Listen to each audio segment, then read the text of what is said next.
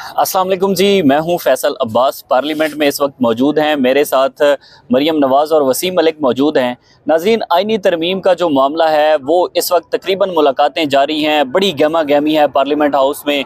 दूसरी जानिब parliament house के बाहर जो है वो सिक्योरिटी बड़ी हाई अलर्ट है। इस वक्त रेंजर के ताज़ा दम दस्ते वहाँ पर पहुँचे हुए हैं। जो सेनेटर हैं उनकी आमद का सिलसिला जारी है।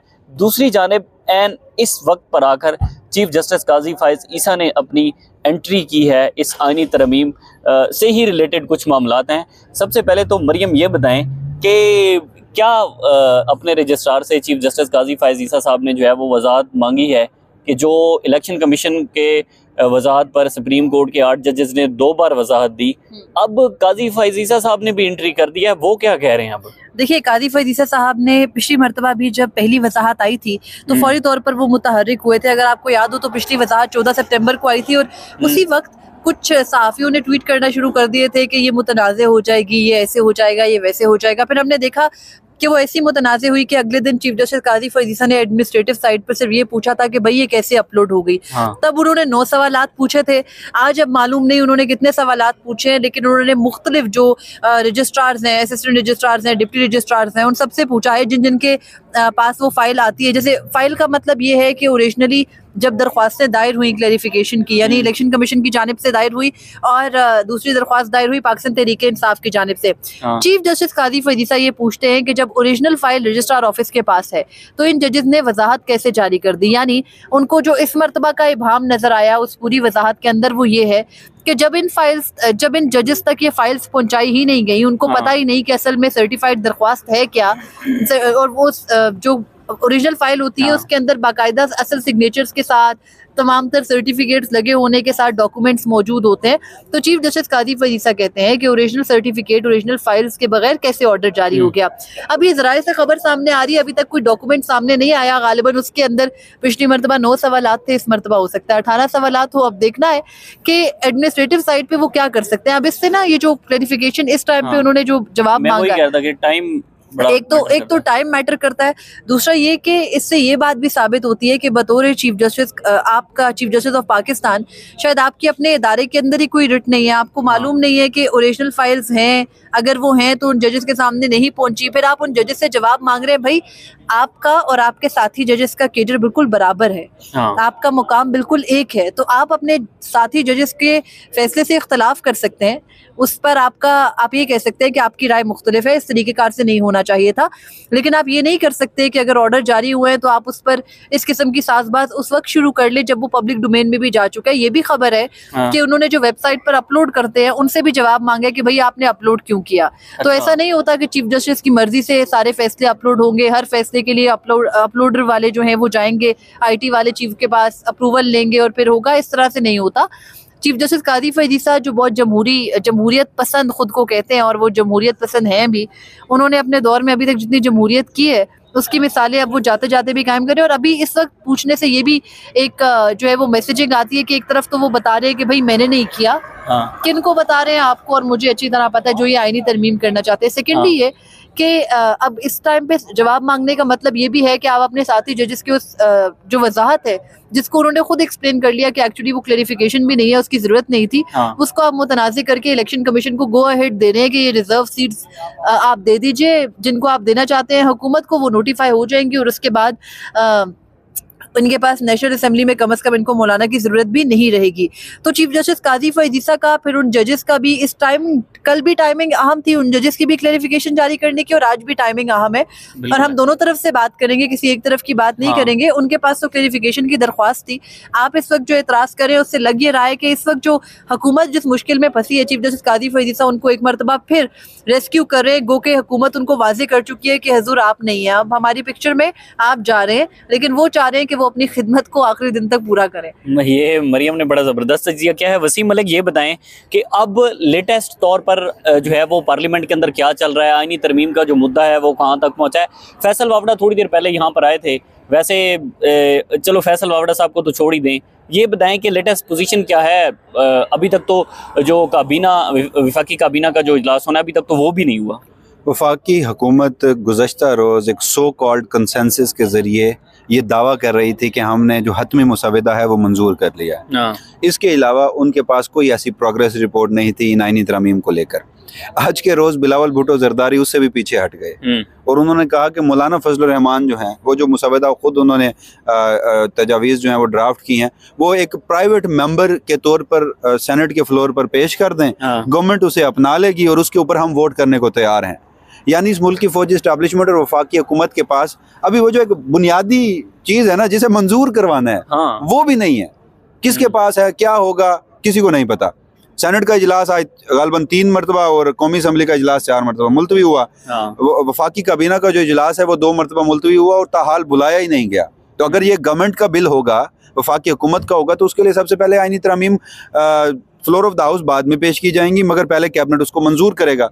तो इस सारे मामले को देखते हुए तो मुझे आज भी लग रहा है कि आज का दिन भी जो है वो मौलाना फजलुर रहमान और पाकिस्तान तहरीक इंसाफ के नाम गया। वफाकी हुकूमत जो है वो उसको मुकम्मल तौर पर इस सारे मामले में पसपाई हुई है। इस लम्हे भी जब हम वीडियो रिकॉर्ड कर रहे हैं, गालबन 9:08 का वक्त हो रहा है, बिलावल भुट्टो जरदारी साहब और मोहसिन नकवी साहब मौलाना फजलुर रहमान के घर बैठे हैं।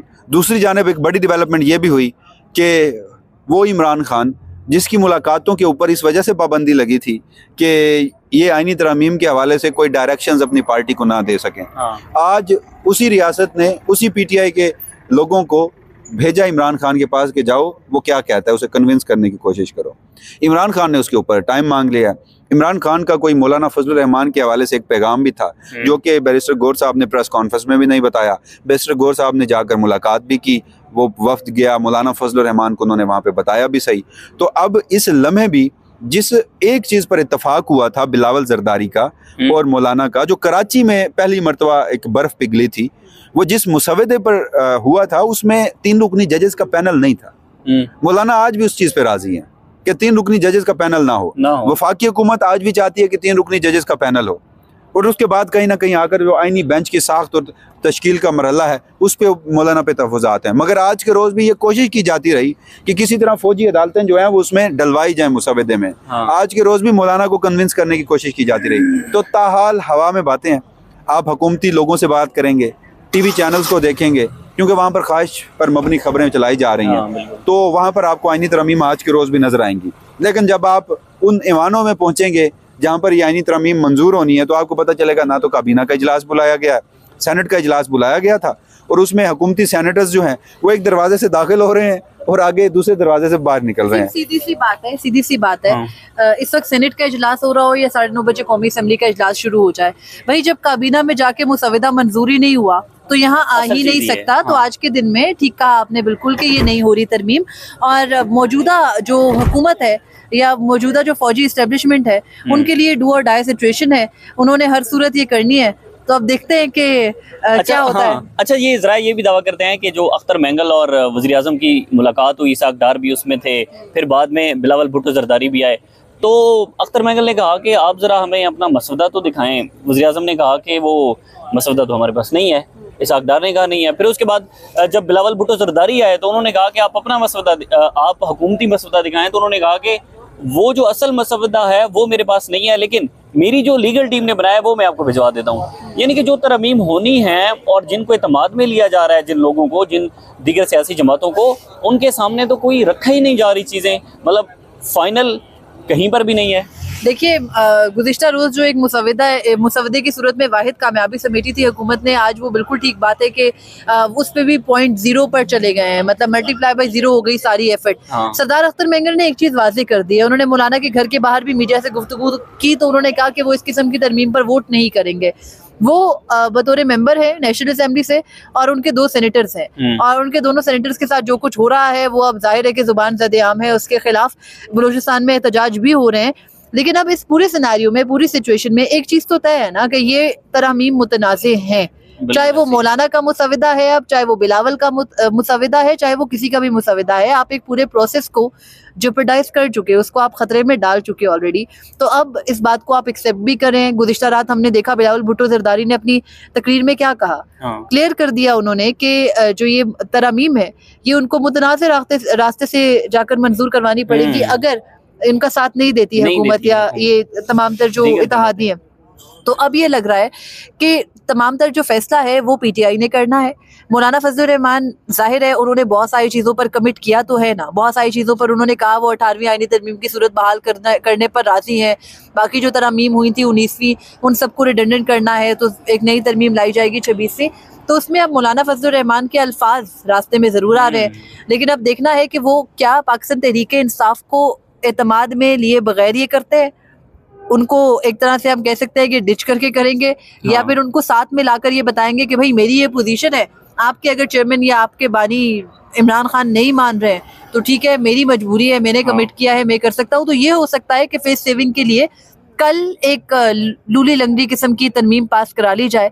बाकी मुझे नहीं लगता कि जिस हालत में या जिस तरह से फौजी एस्टेब्लिशमेंट जा रही है उस तरह से ये तरमीम हो सकेगी, और अगर हो जाएगी तो उसके फिर असरात बहुत संगीन होंगे और फिर वो सबको नजर आएंगे, क्योंकि तरमीम होने या ना होने दोनों सूरतों में इसके जो असरात हैं वो बहुत सख्त होंगे। ठीक है, बहुत बहुत शुक्रिया। पहले ये खबर सामने आई थी कि जो मौलाना फजलुर रहमान साहब हैं वो सदर हाउस जाएंगे, वहाँ पर वज़ीर आज़म भी आएंगे, वहाँ पर वो सदर से मुलाकात भी करेंगे। फिर उसके बाद जो ज़राए हैं उन्होंने इस बात की तरदीद की, जो मौलाना के करीबी ज़राए हैं। अब बिलावल भुट्टो जरदारी जी कबल ये खबर सामने आई है कि पार्लियामेंट हाउस के कमेटी रूम नंबर 5 में ही काबीना का इजलास तलब किया गया। बिल्कुल, और उसकी तलब कर लिया गया है। अभी तक सेनेट का इजलास नहीं हुआ। मजीद इससे जुड़ी जो भी तफसीलात होंगी आपके साथ शेयर करते रहेंगे। हमें पार्लियामेंट हाउस से इजाज़त दीजिए। अल्लाह हाफ़िज़।